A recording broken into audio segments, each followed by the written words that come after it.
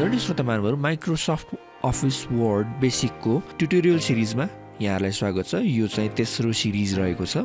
यो भन्दा अगाडिको ट्युटोरियलमा मैले माइक्रोसफ्टको बारेमा यसलाई कसरी खोल्ने भन्नेको बारेमा चर्चा गर्न गइरहेको छु भने यो तेस्रो एपिसोडमा चाहिँ म माइक्रोसफ्ट अफिस वर्डको बिगिनर कोर्स गर्नुभन्दा अगाडि चाहिँ केही कुराहरू तपाईहरुले जान्नुपर्ने हुन्छ जसको बारेमा यहाँहरूलाई जानकारी गराउन गइरहेको छु।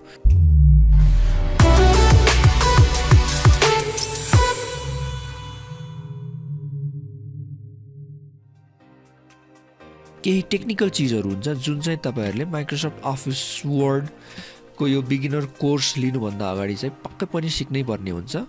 त्यसमा केही चीजहरु छ माउसको प्रयोग गर्न सिक्ने, त्यसपछि अर्को रहेको छ माउसको क्लिक र राइट क्लिक अनि स्क्रोल। किनभने कतिपय ट्युटोरियल सिकाउँदा चाहिँ यो चीजहरुलाई चाहिँ क्लिक गर्नुस्, राइट क्लिक गर्नुस्, स्क्रोल गर्नुस् भनिरहेको हुन्छ। यो कुराहरु चाहिँ तपाईहरुले बुझ्नु भएन भने तपाईहरुलाई गाह्रो हुन्छ। त्यसपछि तपाईलाई किबोर्डमा राम्रोसँग लेख्न नआए पनि कुन कीज कहाँ छ भन्ने कुरा तपाईहरुले थाहा पाउनु पर्ने हुन्छ।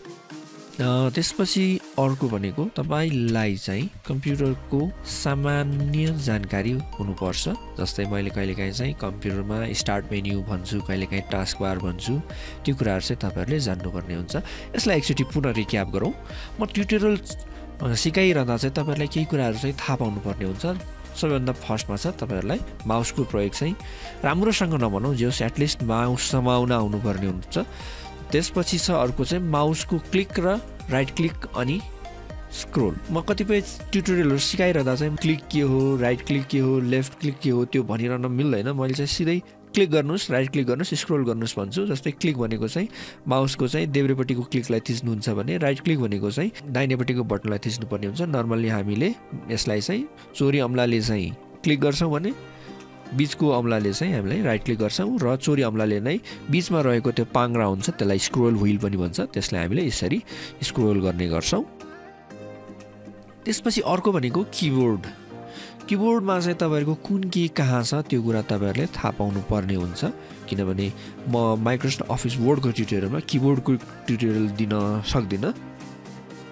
कहिले मैले भिडियो बनाएछु भने पक्कै पनि स्क्रिनको कुनै छेउमा त्यस सम्बन्धी जानकारी पक्कै देख्नु हुनेछ। तर अहिलेको लागि चाहिँ म त्यो ट्युटोरियल बनाइसकेको अवस्था छैन। कीबोर्डमा जस्तै मैले तपाईहरुलाई कहिलेकाहीँ भन्ने गर्छु कि स्टार्ट बटनमा थिच्नु अथवा कन्ट्रोल थिच्नुस्, अल्ट थिच्नुस्, स्पेस थिच्नुस्, ट्याब थिच्नुस्।